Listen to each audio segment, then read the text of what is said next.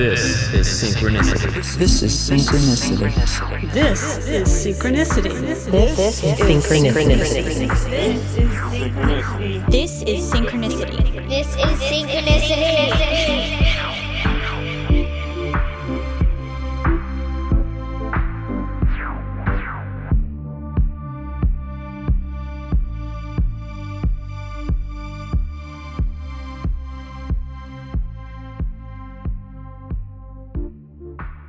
I'm re-recording this because I did it before and it cut off and I don't know where it is, so I'm just going to do it again. Fuck it. We'll do it live.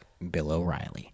Welcome. This is going to be another episode about imagination, so it's a solo cast. We will have a normal guest on, Stephen Campman, later this week. We talk about dreams, and what's cool about dreaming, I should say, is this life is essentially a dream. I often remind myself this is the dream, referring to waking life, and my imagination is reality, just to kind of snap myself back into the reality of the situation.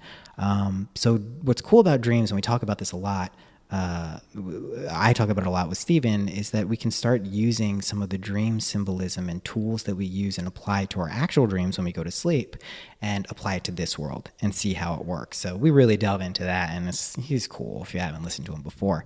Shout out to Mikey Cammon, cool fucking dad, dude. Awesome. But this episode, we're going to be talking about states of consciousness, how to move through them, how to deal with things like depression, anxiety, doubt, fear. Let's call them threshold guardians. And here's the thing about threshold guardians. They're fucking nasties. They're meanies. They don't want to let you get the shit that you know you're supposed to have to be happy and fulfilled and at peace. Fucking dicks, right? But here's the other thing. They're also you, and you're setting them up because, it can be scary and things can come up if you recognize who you really are and what your true potential is. So how do we deal with this stuff? That's great, Noah. Great for telling us that fear and doubt and anxiety are bad. You're a fucking genius. How do you deal with it? So you deal with it by moving from states of consciousness. And how do you do that? Well, here's the thing. I used to think it was super fucking hard. I've had abrupt mood changes before, but I didn't feel I had any control. So here's what you do. How do you think you do it? What do you think? You do it with your imagination, silly. That's how you do it. So what you do is this. You use the Imaginal technique that I went over in the previous episode, and you imagine, let's say you have anxiety. Let's say you're neurotic. Let's say you really just obsess about things and you know it's not good. Let's say you understand even that imagination creates reality and you can't stop having bad thoughts. Oh my God, what are you going to do?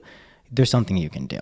So you're going to use the technique, you're going to load it up, and you're going to imagine yourself as not being afraid of those things, not being nervous, not having falling bouts of depression or even mental illness or even physical stuff. I know that's pretty out there, but it works too. So how do you do this, right? How does this work? These are questions that people have. So here's how you do it. You do the same technique as the previous episode. You find a scene that implies the state that you are moving from has been completed. So you move from a state of, let's say, depression or anxiety towards you imagining a scene that you imply through a scene. Maybe it goes, oh my gosh, I can't believe I'm never going to be depressed again. Or I can't believe I don't get depressed about that again. And start to the degree that you actually can believe. If you don't think you'll never be depressed again from this, then you won't. But if you think maybe you can alleviate some aspect of your anxiety or depression or fear or doubt and stabilize some of these imaginal things you're creating, go ahead and do that. It's really powerful and it really does work. So this is something that kind of gets into the meta nature of how you can imagine stuff. And the way you can do that is, let's say you need some financial stability.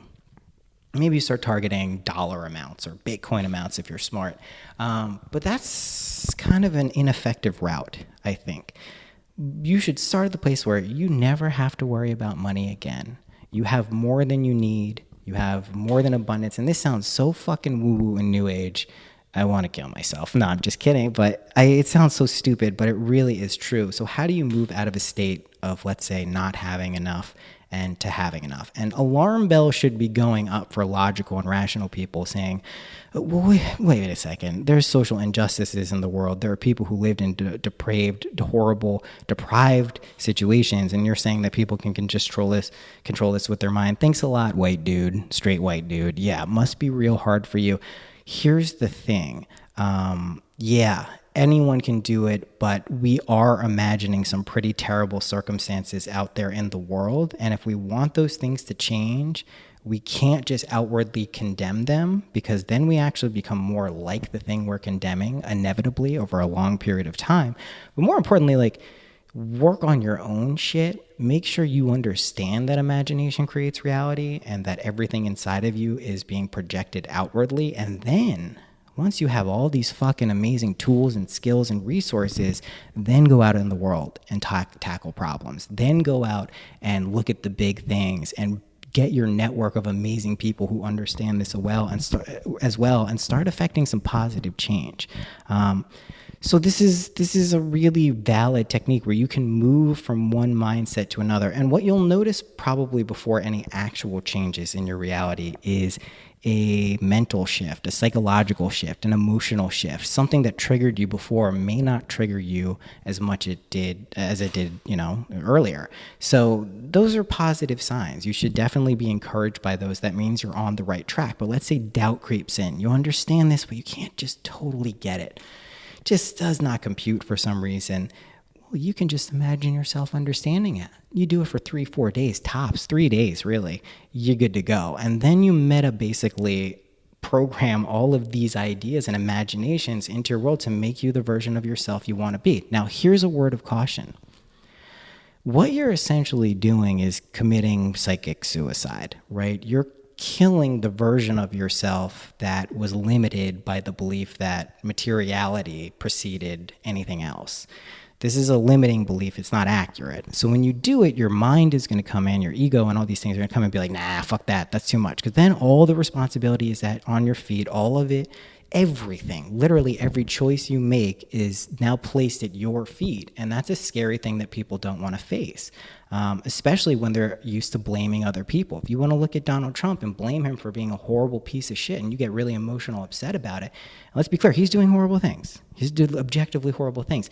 But if your reactivity hits, fever pitch, that's you, my friend. That's in you. So work on it first in you, deal with all of those things. And then when you go out and want to start overturning power structures or reclaiming, better business practices and being fairer to women and people of color and all minorities and just literally letting everyone have a fair chance, you'll have the tools to do that, both internal and external. And that's fucking amazing. That's the point of this stuff.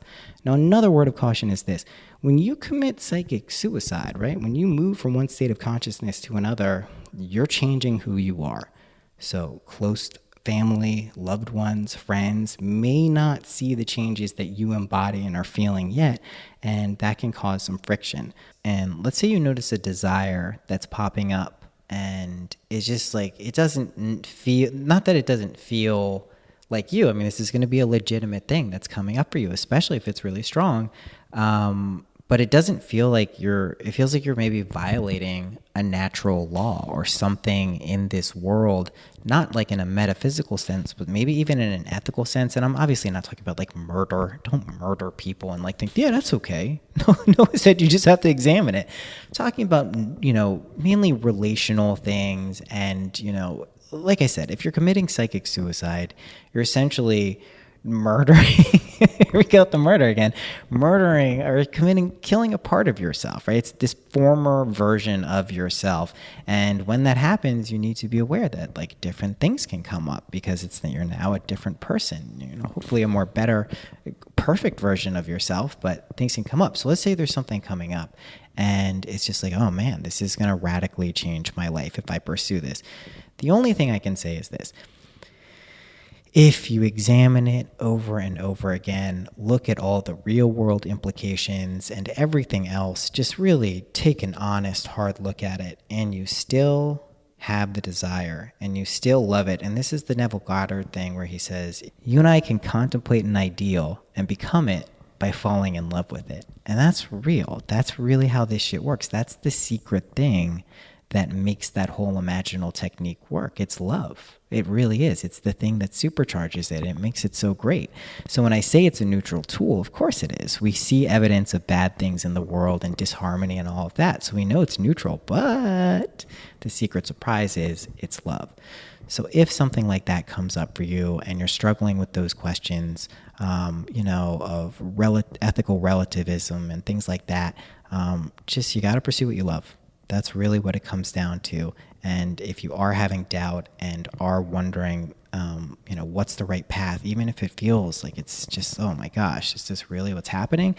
If you really love it, and you know what I mean, then you got to pursue it. So these are tools, these are tips, these are tricks. I'm going through this shit. I'm experiencing it. So why wouldn't I share it? It'd be a dick move. Try not to be a dick. So use these techniques. Don't use these techniques. I don't know. Rate and review this podcast. Are we still even saying that? I don't even think I've been mentioning that. We have a regular episode coming up in 2 days. I was also just on Ramin's podcast. Ramin Nazar, he has an amazing podcast, Rainbow Brain Skull. So that's coming out soon. It was a nice, perfect 2 hour and 22-minute podcast. My favorite type. It's one of my lucky numbers. I love it. I don't know why. So that's coming out. Stay tuned for that. You'll be hearing a lot more of me, I'm sure. Go check out MindPod Network's YouTube channel. The benevolent gift that is the MindPod Network YouTube channel for all involved. That's it. Go check out some other shows on MindPod Network. There's some new additions. There's some cool people. That's it. I'll see you in a couple of days. Bye-bye.